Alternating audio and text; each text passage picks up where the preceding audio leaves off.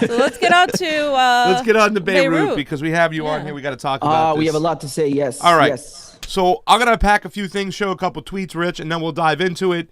Of course. But I just want to start off with the fact is, just when you thought it was safe to go back into the water, no, there is a Russian tie, and I'm only saying there's a Russian tie because when Western media picks up on this shit, forget about it. They're gonna run. They're gonna link this bombing back to Putin. Watch. There's a Russian tie to what happened with the Beirut blast. Of course. So the article, I brought it up from Zero Hedge. He abandoned a deadly cargo, meet the mysterious businessman at the center of the Beirut blast. Now, I'm not going to go over this article, but it pretty much states that back in 2013, there was some cargo set out. It was supposed to get over to Africa somehow. It left Georgia. There was a hole in the vessel itself, so they had to kind of pull into the port. Or they were demanded to pull into port, and they were left there, and they seized the cargo. They wouldn't leave. There was about 8 crew members, 2 Russian, 6 Ukrainian. Eventually, they let 6 of them go back, and they kept 2 behind for a while. But the captain of the boat was able to go back, and he was a man by the name, and he's supposedly hanging out now in Cyprus with his wife. His name is Igor Greshchushkin. And he was paid $1 million to get this over there, whatnot. This ammonium nitrate. It's a lot of money. It was left behind. It was seized. He didn't care. He took off. They're going to look to go and grab him, they say. The authorities are looking for him to possibly bring him in for questioning. The only reason why I bring this up, too, as well, and it tells the whole story, because we know it was there. Like, okay, so the ammonium nitrate was there. That doesn't mean this was an accident right now, okay? We knew it was sitting there for a long time. So somebody could have easily lit the match. You know what I'm saying? Yeah. And it seems to me, and I'm not a weapons expert over here, that it would have a bunch of other blasts kind of go off, but everything seemed to go off coordinated at one time, like it was a Hiroshima bombing. And it was kind of funny that it's 75-year reunion right now of what happened in Hiroshima and Nagasaki, that we see a blast that's almost like 1/5, they said, of what it was. Yeah, 1/5, yeah. It's just scary. So I want to point it out because right now, to be continued on the Russia Gate situation, because this door just opened. And they're going to look to blame it. The Western media is going to run with this story when they get it. They're going to say it has ties to Russian oligarchs. Once again, Russia bad, evil bad, bad, bad, bad, bad. So just be aware, be tuned, stay tuned. It's going to happen. This is some of the crew members you see up over there that wanted to go home. Lebanon was holding on to them for a little while, a couple crew members, and saying, eventually after a year, they didn't let them off the boat and everything. And sometimes they were, having a hard time to get food. But it's just a weird situation, and that's the backstory on it. But the bomb did go off. There was chaos to be ensued. So I want to look at some of the aerial footage right now, some of the hospitals, quick look at the survivors. I just want to go through this, Rich, and then we can have some conversations because it's really important. Of course. Yeah, people should see this, man. This port is the most important port. This is their lifeline over here. And once again, we've been talking about Israel, the bombing in Syria, what's going on in the southern border of Lebanon. All of a sudden, they're saying they're having fights with Hezbollah. Hezbollah is denying it. They've been pointing the finger there. So if you really want to take out Iran and you're Israel, you're going to start taking out their allies. Lebanon, close ally to Syria. Lebanon, close ally to Iran. Hezbollah, whatnot. And the whole framing that Hezbollah is just a bunch of terrorists. People don't even know what Hezbollah is all about. And that's, I remember in a debate, they kind of trapped Tulsi Gabbard on a Hezbollah question. This was like one of the first debates, because the public image of what Hezbollah is, people don't understand what Hezbollah is. And Hezbollah is mostly in southern Lebanon. And that's why this article, if you read into the article, they say that Hezbollah was kind of in the area and kind of controlled the port. No, they did not. No, Ridiculous. They did not. Absurd. So, I mean, what I'm saying? So, once again, just taking a look. Let's look at the aerial footage, Rich, real quick, and we'll get into it.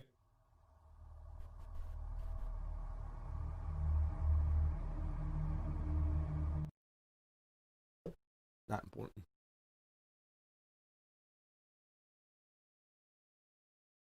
Destroyed. Estimating like $3 billion worth of damage there. Will not be able to use the port. Already devastated economically.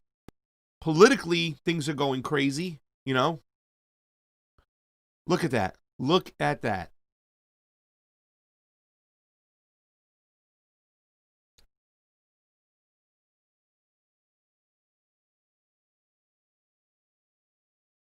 Wow. And people are calling for the U.S. to lift some sanctions. A lot of people don't even know we're saying. I think now, Rich Fee, probably be a good time to lift those sanctions right about now. If we were really compassionate, loving nation, we would lift those sanctions. Pray for Beirut, though. Pray for Beirut. Just pray. We're sending them prayers. They don't want your prayers. They want your help. I mean, we want both, but yeah, we need the sanctions gone. This is just, it's not just the sanctions on Lebanon; it's the sanctions on Syria as well. Absolutely. Which a lot of people don't pay attention to because, Lebanon and Syria depend on each other for trade. Right. Always been this way. Especially in recent years when you can get access to foreign currency inside of Syria, businesses, traders, they would leave all of their dollars in Lebanese banks, right? But the economic crisis in Lebanon screwed them over because you couldn't even withdraw more than like $200. I think back in February, they put a cap on that. And now it's gotten even worse with the pandemic.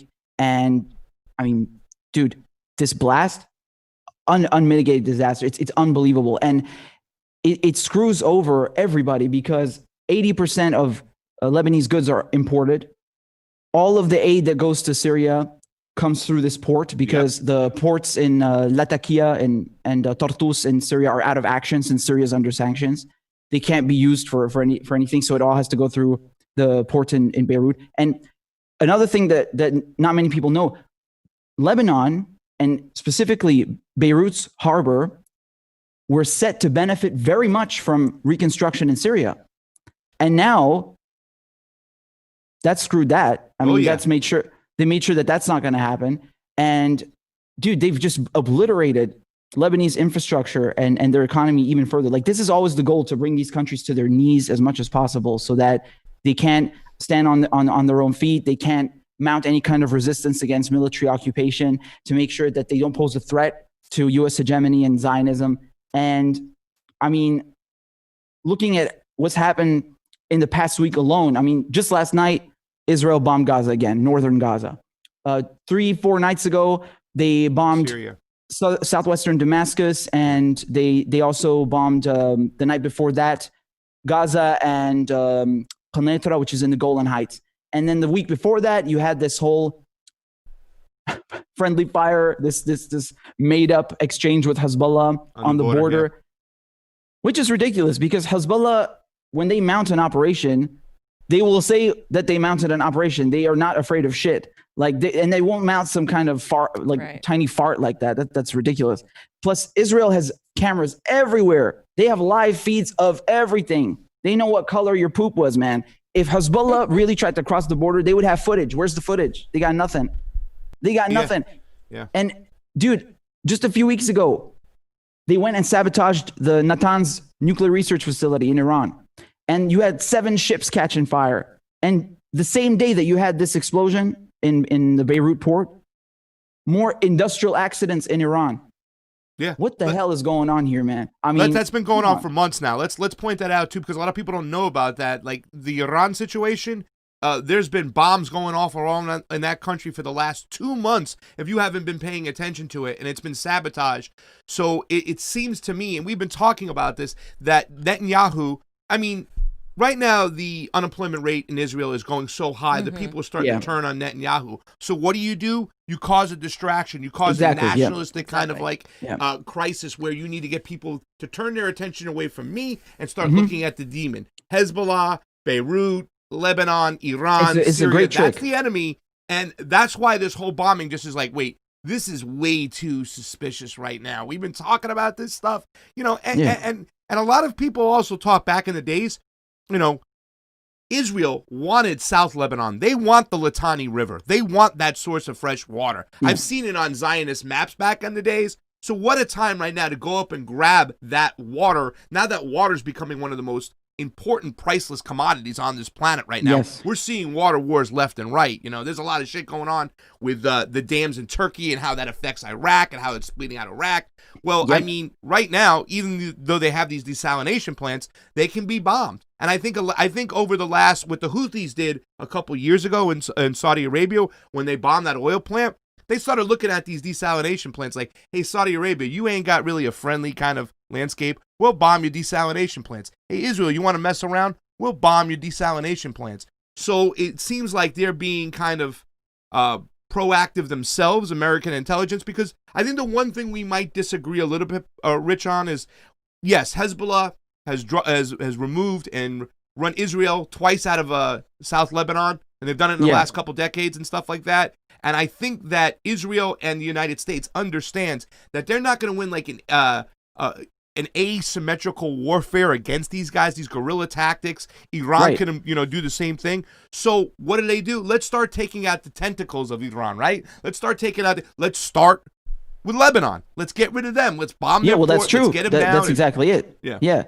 Because, when they tell Syria, for example, that we're going to occupy the oil fields, when the U.S. says we're not leaving the oil fields and we're going to make sure that your trade routes are closed and we're going to occupy your breadbasket and we're going to starve your people and put on these brutal sanctions. It's not just about Syria. This is also a way to pressure and screw over Iran indirectly.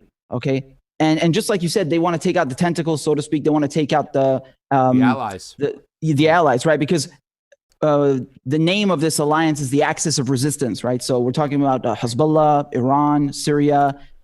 They're known as the axis of resistance. They have agreements with each other. This is why they took out Qasem Soleimani, because he was head of the Quds force, the Jerusalem force, and he was coordinating resistance efforts in the region between these countries, right? So 100%, they know that they cannot win an asymmetrical warfare against these countries. I mean, I was in Syria next door in 2006 when they started bombing Lebanon again, and dude, Hezbollah were coming out of the fucking ground. Like, you can't win on their home turf. It's impossible. Just like you can't win in Afghanistan or you can't win in Vietnam. This is their turf. And they started coming out of the ground. You'd have like just 2-3 of them and just inflicting enormous amounts of damage. And so the way they're trying to do this now is like, why bother with that if they can go for the infrastructure? Yeah. Right? Yeah. This is not just going to hurt Lebanon. It's going to hurt Syria as well very badly. People just need to look at the situation and ask themselves, who has anything to gain from this? Who's the party that benefits from this at all? It's Israel. Israel. The only one. Sorry, I got a cough. Yeah. And Soleimani, you mentioned Soleimani. Soleimani worked with other militias. That's what this thing was going around working with other guerrilla warfare tactics. So taking him out, taking the port out, it just seems too connected, Rich, too stinky for this is Israel's MO. This is how they work. I mean, to look at the history of the Mossad and of the IDF, the hundreds of times that they have bombed Syria, taking advantage of this war to infiltrate Syrian airspace and bomb targets inside of Syria, bombing Iraq in the 80s, bombing Iran. They just treat the Middle East like it's their backyard. They completely disrespect the sovereignty, the borders, the right to self-determination and self-governance, and the right to exist of other countries. Yeah, exactly. In the Middle East. They're doing the same thing we do everywhere else. Yeah. Bottom line. Exactly. This double standard. And so you look at also the history of their sabotage operations, how they wrote and deployed the Stuxnet virus with cooperation from the CIA to destroy Iran's nuclear centrifuges. You look at the Natanz nuclear facility just a few weeks ago that was blown up. Mm-hmm. This is their modus operandi. They don't always admit to these things. They do this in secret and then get out of there. And that's it. I mean, if you look at the historical and contemporary context, the first thing that comes to mind is, this was Israel. I mean, it's irrational to think the opposite. Now, again, we can't prove it 100%, but the likelihood is most likely is them that they took advantage of this. Once again, as I said before, incompetence on behalf of the Lebanese port authorities does not exclude the possibility of Israeli sabotage. If the Lebanese government knew for 6 years that there is a huge amount of ammonium nitrate just sitting there in the port, you don't think the Israelis knew that? Yeah. No doubt. They knew that. No doubt. Of course they fucking knew that. Yeah. So why would they not take advantage of this and cripple Lebanon's infrastructure? Netanyahu went to the United Nations and held up this image accusing the Lebanese of assembling missiles next to a Hariri airport and in the dock. Yep. Go on the IDF's Twitter account. Yeah. Same thing. They posted that thing too. 2 years ago. Yeah. They've had their eye on this port. They've had their eye on the Lebanese ports and accused them of being military targets. To the Israeli army, a child throwing a rock is a military target. Never mind a dock terrorist. Or a port. So for them, everything is fair game. Yeah. So don't put it past them to do some shit like this, because in their eyes, they're allowed to do anything. Anything is a legitimate target. Why the fuck would they not destroy our infrastructure and try to ruin our economies and livelihoods and our countries? They're the chosen people, just like Americans are. Let's show some more footage because people need to see this. This is a hospital. Look at the chaos outside this hospital. في يحكي معك Hey, T. Oh my fucking like all of the hospitals here. Just standing out there all bloody. Yeah, they're gonna say, they said I'm up next. I'll be up in 3 hours. I'll be able to get in there, full of blood, dripping down. Also, another thing I saw right here. This is from Christian Waked. Now listen to this one right here. I just want people to see this. Trapped for 3 days in the collapsed building, Joe Akiki was praying the whole time, holding his cross in his hand. He died praying. He died quietly. Just think about that. Laying under rubble for 3 days, you know? And a lot of people are like, oh, he was a Christian? Yeah, like people don't even understand Lebanon. Right. They're like, listen, ladies and gentlemen, their head of government is a Christian, a Sunni, and a Shia. Okay, you got to understand the way the Lebanese government works. It's just that they don't even understand Lebanon, you know? No, but they also don't understand, Rich, and maybe you can confirm this for me too as well, because we lived in South Florida. So we would have a lot of these Cubans in South Florida that were loved the West. They were waiting for the West to save us and whatnot. The Republicans. Yeah, the Republican Cubans. And we have that out here too as well, like in LA, where a lot of Persians are like friends of the Shah, and they hate, you know, the Ayatollah Khomeini, and they love the West and they want the West to save them. I understand in Lebanon from my friend Joey that there's a lot of people like that in Lebanon, a lot of Christians on the right that like they want the West to come save them. Is that true? Is there a lot of citizens like that over there? Unfortunately, we also have idiots in Syria and Lebanon. Yes, we have idiots too. They're everywhere. Oh, really? Jesus. And I mean, again, this is a tiny minority of people. I mean, most people in any country want their country to remain theirs. They don't want anyone coming in. But yeah, you do have a select few morons who want to be under French colonization again. Because if you recall, when the Ottoman Empire collapsed at the end of World War I, Lebanon was placed under a French military rule, and then Lebanon and Syria became a French mandate. And so they think that, oh, if the French come in and administer this, that everything is going to be perfect, because you've had so much corruption and turmoil going back since October when those protests were happening in Martyr Square in Saht al-Shuhada. And this is ridiculous. I mean, it's so degrading and embarrassing for someone to even suggest such a thing, like throwing yourselves at the feet of this white man who just got off of a plane. Like, have some fucking self-respect, man. And on top of it, the irony is that this whole region is unstable, and in chaos because of the fucking French and British, you moron. Yeah. What is wrong with you? And you have got another select few idiots who would like the Ottomans to come and take over Lebanon again. I mean, it's unbelievable. I can't believe the shit that I'm hearing.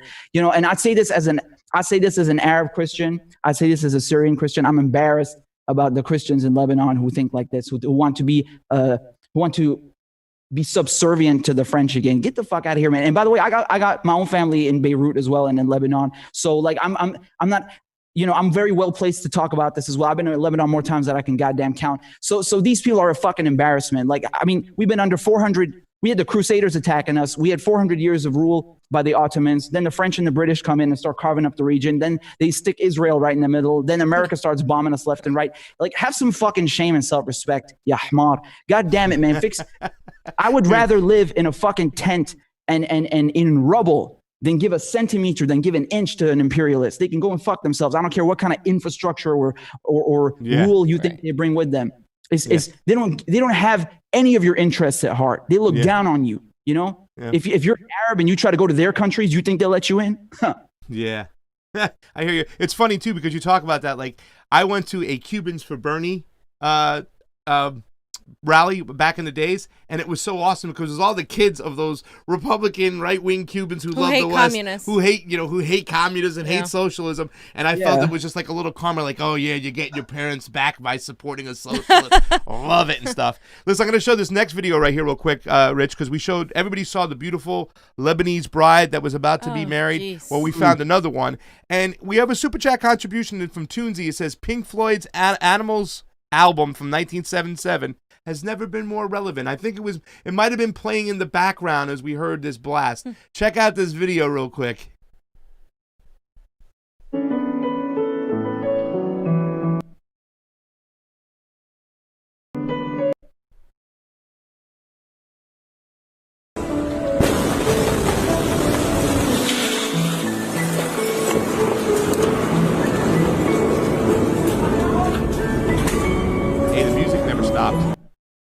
The music never stopped.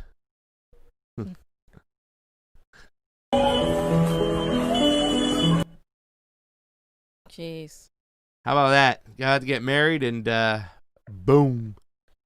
That's what happens when you live in these parts of the country, and of the world where I think that's what it is. I think Americans don't realize like how bombs are like a daily occurrence. Like, I mean, people here were freaked out about the fireworks happening during the protests, and it's I'm over here thinking, like, do you guys realize like this is what we do to other like with actual bombs, like literally like directed at them? Like, we don't realize that because we've never had to. There's that American self-centered attitude that we just it's all wonderful, but we don't really understand what it's like to live with bombs going off constantly. And the minute we even get a taste of that, people are like, no, we're not going to put up with this. Yeah, and Portland was scary for us, and that's not even half as bad as what's going on. I mean, they were shooting fed gas, knocking down windows, rubber bullets. A kid got hit in the head. Another journalist got a foot broken right in front of us and stuff. But that's like a fraction of what we do with things going on over there. I mean, there's actual bombs being dropped on families every day. But, Rich, something to point out, too, as well, because even though we can point the finger at Israel and, imperialism and what's going on, is that Lebanon has its own problems, too, as well. And where do we go from here is the next question. A lot of young people in Beirut, I want to show this right here. There's a video.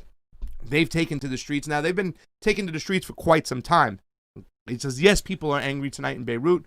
What does the government expect? We basically have been living on a ticking time bomb in the city for the past 6 years with 2,750 tons of ammonium nitrate impounded in Beirut's port since 2014, Lebanon. So even though we have the Israeli situation, we have the sanctions from America, that whole situation going on, Lebanon has a problem within itself. Its government has fallen. They had their own austerity problems with bankers stealing their money left and right. You know what I'm saying? Once again, we're going to hang bankers whether they're in Beirut or America. But, they're taken to the streets. My question to you, Rich, is what's going to happen next in Beirut?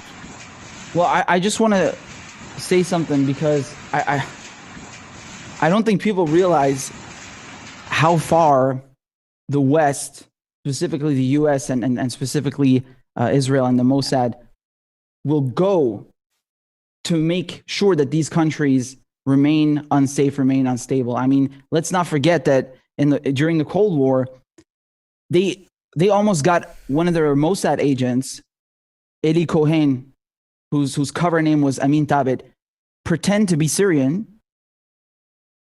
go back to Syria from Argentina. They made a whole fake life for him in Argentina, a fake identity that he's from the expat community.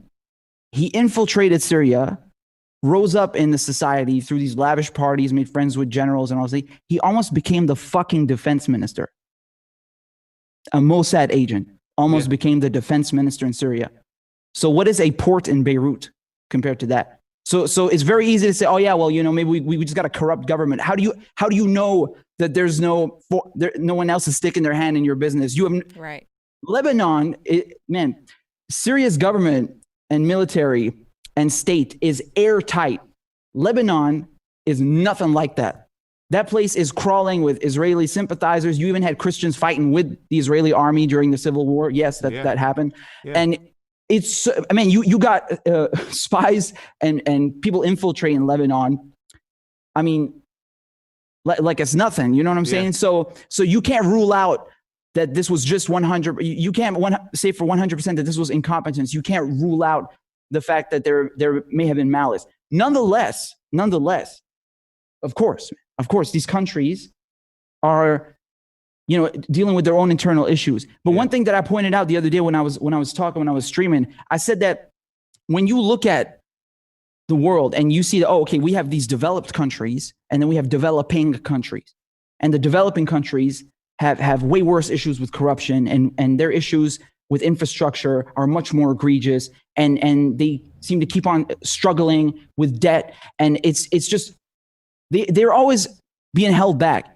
Ask yourself, why is that? Do you not think that being colonized for hundreds of years and having your resources plundered and your people killed and enslaved, and still being under occupation, having this neo-colonialist relationship with the West, being constantly bombed, is going to make your country unstable and lead to more corruption and lead to more instability? It's so easy to just point fingers at the Middle East and be like, oh man, well, they're just corrupt, and it's the Middle East, they're always fighting. Yeah, well, if you don't leave the fucking Middle East alone, of course you're always going to have issues. If you have people with nefarious intentions who are constantly, prodding and trying to make sure that these countries are held back, of course you're going to end up with a region that's very unstable. All these developed countries, France, UK, Belgium, all these former Western powers that had colonies all over the planet, they're developed and they're doing much better because they fucking stole all the resources and exploited these countries, and they got theirs.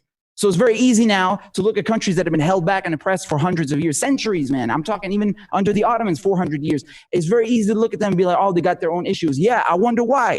They're not at the same level of development. So that's something that people need to take into consideration, because this is real shit. And the neo-colonialism is still going on. You have the IMF and the World Bank putting these countries into handcuffs. IMF won't even give Lebanon fucking money. You think that doesn't hurt them? Trying to handcuff them into debt. And you have Israel next door constantly bombing and violating their sovereignty. Like, even when they go to bomb Syria, when Lebanon is not even the target, they'll violate Lebanese airspace. There's no respect. Like, these countries are not even given the chance to develop. They're not left in peace. They have not been left in peace for almost 1,000 years. So, of course, you're going to have infrastructure issues, corruption. You're going to have things that lead to nonsense like this and tragedies like this. And, man, I tell you one thing.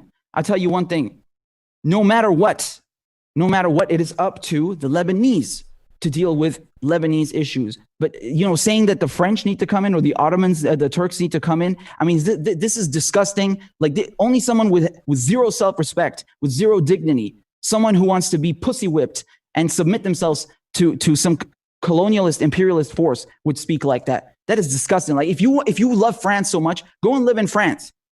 Like, no one in Lebanon, the majority of people in Lebanon do not want to be a fucking colony or a mandate again, all right? And Syria does not want French forces on their fucking border again, okay? We already had this. We've been through this. We're done with that, all right? This is inexcusable what's happening. But, these issues of corruption, it's very, very complicated, man. It is. I have a suggestion. You had the prime minister resigning a few months ago. You had the finance minister resigning last month. Yeah. Or in June, rather. And you had these protests already in October. The whole thing is unstable. And, the root cause of this is always going to be the economy, right? When there are economic hardships, everybody suffers. You have unemployment, the hyperinflation, the prices go up, food is expensive, especially in a country that imports most of its goods. Where do these economic hardships come from? You don't think the war in Syria has something to do with that? The fact that, they can't trade with their biggest trading partner is incapacitated. You don't think the sanctions have something to do with that? Once again, these countries are just not left the fuck alone to even thrive and develop in the first place. They're not even given that opportunity. So unless you have to start by removing the pressure, the stranglehold that is coming from the outside. Do you understand? Like, that's the first step. Yeah. That's the first step. Yeah. Well, here's my suggestion. You ready? I'm ready. China. Bring them in. Help them. Yeah, they've been talking. No, seriously, help them. Like, listen, they're building that. They built that dam. Yep. In Ethiopia. Now, I understand there's a geopolitical thing going on right now, United States, China, and whatnot. But what choice do you have? You got to get the stranglehold. They've been in talks with Lebanon. The West they've out been in of there. talks with Lebanon just now. Yeah. China and Iran are doing something. China and Lebanon's got to do something. Come on in. Yeah. build up this port, help us out. You know, if we got to get, if they got to rock China's monetary system, who cares? China can import some stuff. You know what I'm saying? China would control a lot of their economy, but who cares? It's not this kind of like crazy imperialistic, westernized IMF stranglehold that's there. Bring China in. Yeah, I mean, China, they've indicated not just to Syria, but also to Lebanon and to Iran that they are willing to proceed with more economic cooperation and trade, even despite these sanctions from the US and the EU, because, you know, they're interested in trade and mutual respect and cooperation, as opposed to bombing the crap out of each other and then just plundering people's resources. I mean, I'm sorry, but I think anyone with a shred of empathy and common sense knows that maybe having peaceful trade with each other is better than bombing the crap out of each other and going and impressing people. And, you know, the United States are very afraid of this. Israel is very afraid of this. The West are afraid of this because this Belt and Road Initiative that China are trying to implement, the fact that Russia and China are trying to decouple from the US dollar and move towards other alternatives, and the fact that, you know, green energy is becoming more and more dominant and prevalent, because 40% of all green energy is produced by China. Like, China are not interested in making enemies. They're thinking of this in a very smart way in the long term, right? Instead of making enemies, let's get everybody on our side by trading with them peacefully. Yeah. Like, that's the strategy that they've adopted. And not only that, Rich, moving people out of poverty when they do it. I want to point that out too as well. When they build their infrastructure, they take poor people and they move them out of poverty in the process. Go on, please. Yeah, I knew this like from a decade ago already, how they would increase the wages substantially, triple them for workers, you know, making sure that their standard of living rises proportionately to the economic growth. Whereas when you look at the U.S., man, there's been no wage increase for the last 40 years. How can you possibly rationalize that? It's the other way. We've been going the other way. We're going the opposite way. We've been going down. Exactly. We got gig economy now. You've been more productive. You've been more productive. You output more. You do more and serve these capitalists even more. And they just crap all over you and don't even increase your wages. I mean, it's disgusting. It's dehumanizing. It's truly dehumanizing. And so, again, man, no one is saying China's perfect. There is no such thing as a perfect country. But, I mean, when you look at these two different strategies, well, I mean, come on, we're not going to have a debate here. Imperialism is not a fucking option. Oppressing people is not an option. Okay? Yeah. This is ridiculous. This is unsustainable. It's counterproductive. It is destructive. It is a fucking evil force. And this cannot be permitted to continue. And, you know, the fact that the U.S. is now trying to ban TikTok, they're going after Huawei. They're engaging in this trade war with China. Right. They're trying to, you know, simulate what is effectively a new Cold War, right? Ben Norton, the Gray Zone, talk a lot about this. They feel threatened. They know that the U.S. hegemony is threatened, that their role as the world's hyperpower is threatened by this, especially when these countries go against the grain, right? You heard Chris Murphy, the Connecticut senator, saying himself, like, oh, we tried to get rid of Maduro and we backed China and Russia into a corner and they're not budging. Yeah. There's a reason they ain't budging, because they don't give a fuck. Yeah. The power dynamic is shifting, and the U.S. is now an empire in decline. And you know, I really respect Iran. I really respect China. I really respect Russia for having Syria's back through everything, through the sanctions, through the war, through the suffering, and not abandoning the Syrian people and leaving them to be run over by CIA-backed jihadists and killed off. Yeah, they're also in Beirut right now. They have like a little medical tent area right now. They just sent a bunch of people, a bunch of helpers over right away from Russia. It was just like in Italy. I remember we saw this little video of a guy who went out and he takes the American flag away, and he puts the Russia flag next to the, you know what I'm saying? Yeah, he's like, thank you. Like, you know, China and Russia are helping us out over here. But do you want authoritarianism? Exactly. Do you want China's authoritarianism? Come on. Please and stuff. The U.S. isn't authoritarian at all. And when you say, Rich, that, you know, we're being more productive, I'm going to give my Joe Biden. These young kids, give me a break. Give me a break. They're lazy. He says. They're lazy. They don't do anything. You remember that? Ridiculous. Yeah. This guy is an enemy of the people and the working class and any sane human. And, you know, I remember exactly during the coronavirus, at the height of the wave, you had planes coming in from Cuba, from China, from Russia, helping these countries. And let me point out, right this minute, Iran and Syria sent tons of aid to Lebanon, even though they are under sanctions. They can't import medical equipment. They don't have access to foreign currencies. They have very finite. They have a very finite amount of resources. And even before that, I mean, Syria is producing and generating electricity for Lebanon during a fucking war.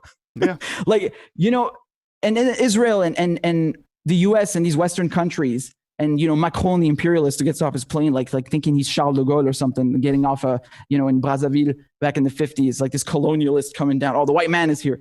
These guys, they pretend to care about Lebanon and the Middle East for like 2 days and then fuck off and then put sanctions on these countries. Nah, man. Yeah. Syria, Well, Iran, funny. Lebanon, we stand with each other. Yeah. You're funny because you want to talk about sanctions and stuff like that. This is the grandstanding. Let's talk more about the squad. Rashida Tlaib over here. This impeached president is still deporting people to Beirut in the midst of a catastrophe that has destroyed Lebanon's healthcare infrastructure and food supply. Stop the deportations now. How many people have been deported to frigging goddamn Beirut right now? I want to look at it. How many people are we really deporting to Beirut? She doesn't say shit about the sanctions, but this is what they do. They virtue signal the whole time. Here's the squad. They're deporting people. ICE is even getting involved in deporting people to the Middle East. Hey, Rashida, they got sanctions on there, and you ain't said shit. Exactly. Ridiculous This highlights people. the hypocrisy. This highlights the flat out ignorance. And I mean, you can't have it both ways, man. Like, either these people are extremely smart and, you know, they're the solution to everything. They're going to fix everything, or they're complicit and, they're going to screw you over. You can't say that, oh, we just need to elect more progressives. And then once they get into office, like, oh, but they can't really do that much. Why are you attacking them? What? Listen, man, the squad, they know what's going on. But instead of actually talking about real issues like sanctions or pulling troops out, they want to attack Trump and use even this tragedy that just happened in Lebanon as an excuse to attack Trump. Politicize it. Terrible. Absolutely. Yeah. Deportations, bitch, sanctions and war are a million times worse. Yeah. There's nothing wrong with going back to Lebanon if you would stop fucking bombing it and sanctioning it. It's exactly. We would have like the deport. You wouldn't have people fleeing to come here. Hello. And then people, the squad is getting bigger. Look at this. This is what you got. This woman over here talking about freaking deportations to Beirut. Deportations. We're sanctioning the shit out of them. We're killing babies over there. We don't because the people we elect don't care about foreign policy. That's the problem. Progressives have never given a damn about foreign policy in the progressives that they push. They haven't. Either they are completely pig shit ignorant or they are complicit. And in both cases, these people are not suitable for the job. Yeah. Is it possible that empire education never taught them that sanctions are an act of war? You know? Maybe. Very possible, but if I know this and you guys know this, they know this. Yeah. So, you know, they know damn well. I didn't know till I came out here in California and Fiorella and Pasta were doing their thing, you know? So, that's what I'm saying. Empire education never taught me that. But then in that case, then they shouldn't be running for office if we are able to figure this out. And they aren't. So then, like, in the future, for people who we want to put in office, we should make sure that they're aware of all this foreign policy, the sanctions and everything. And then if they go in, if we know they're aware and we got them on record before they go in, and then they go in and do the same thing, then that's the thing, though. That's the thing, though. They will market themselves as, oh, look at me. I'm such a humanitarian. I want people to have health care and I want to end the wars, right? You always hear end the wars. Right. No. Stop right there. I didn't ask you about the wars alone. I want to know about sanctions. I want to know about embargoes. I want to know about the fact that you're going to come and intimidate local production with your multinational, transnational corporations trying to infiltrate these markets. What about those things? You know, I was saying this yesterday during my live stream, man. Syria, I don't know if a lot of people know this. I really want people to understand this. Syria has been under sanctions for decades, and Syria became self-sufficient to the point where we had a surplus of wheat. Italy was importing wheat for their pasta from Syria. That's how much we could produce. This is the Fertile Crescent. This is Mesopotamia, baby. You know what I'm saying? This is the original farm. So we got the ways to do this. We learned how to cope, just like Iran learned how to cope under sanctions. And even with medicine, we were self-sufficient. We were producing our own medicine. And now they won't let us have medical equipment. They're burning our wheat. They won't let us trade with anyone. These Caesar sanctions, the new ones that they implemented, are designed to cripple and have a scorched earth policy, right? It's not about getting rid of the Syrian government anymore, as if anyone has the right to do that. But It's about making the Syrian people suffer. And I want to drive home this point about how evil sanctions are. Like, if you have a factory that produces insulin, okay, and a B-52 carpet bombs that factory, there's no difference whether you carpet bomb the insulin factory with a B-52 or whether you ban this country from importing the machinery, the chemicals to make the insulin. At the end of the day, you're going to have people with diabetes who can't get their insulin, and you're going to fucking kill them. Yeah. There's no difference. It's civilians suffering. Yeah. They did it in Venezuela too as well when there was an outbreak in the Amazon of malaria, and they needed freaking medicine, and they asked their neighbor Colombia, but because of sanctions, Colombia couldn't sell Maduro and Venezuela the medicine, so they had to fly it in from India. Pasta, you don't get it. Maduro's evil, so Venezuelans just have to die. Assad is evil, so Syrians have to starve. Yes. So waiting to get the insulin and all this stuff in, all the medicine from India took weeks, if not months. How many kids, how many children died because of it? And that is U.S. policy. Let's starve them out. Let's put the boot on the neck. I was even talking to my mom the other day, and we were talking about, Mom, what do you think about sanctions? She goes, well, sometimes sanctions are good. Name me one time they were good, Mom. But that's the whole thing, is that people just hear that word sanctions. They don't really even look deeply into it. In fact, it was funny because on this couch, when we had Tulsi Gabbard on, we asked her about sanctions, and she said, you know something, I've been looking into this, I've been studying this. There's no mechanism in government that says how the sanctions affect the actual people. There's no statistics on what our sanctions actually do. So it wasn't surprising to me when she came forth and she was trying to push this within Congress. But where was the squad? Just recently. Yeah, just recently. Yeah. I mean, right there it is. Tulsi Gabbard on sanctions, guys, a year ago. We talked about it, you know what I'm saying? And she was already like, listen, we need to right the ship here. If we're going to put sanctions on countries, we not only let the people know, but the Congress needs to know. How in the world is Congress not getting data on the sanctions they impose on other countries? I can assure you they are, man. Like, you can bet your ass the DOD, they know the shit, because they nail it down to a science. They calculate it in a way that, look, if we deprive them of wheat, for example, how many months is it going to take before people start starving? And it's just like with Israel, they calculate down to the calorie how much food Palestinians get, just enough so that they're still hungry, but they're not dying. Yeah. It's evil fucking shit. Yeah. They know what they're doing internally. They just won't publish these documents because they're classified, and they can't, like, they're not going to broadcast how evil they are. Although yesterday, when you're listening to the Senate hearing and about Venezuela, or the other day with Mike Pompeo about Syria, they're gloating about how these sanctions are screwing over Syria. Like, they're talking about Assad's son. Motherfucker, Assad's son is 18. Yeah. The dude was in diapers. Who the fuck cares about his goddamn son? That's not the issue. The Syrian population being deprived of food and medical supplies is the fucking issue. Fuck his son.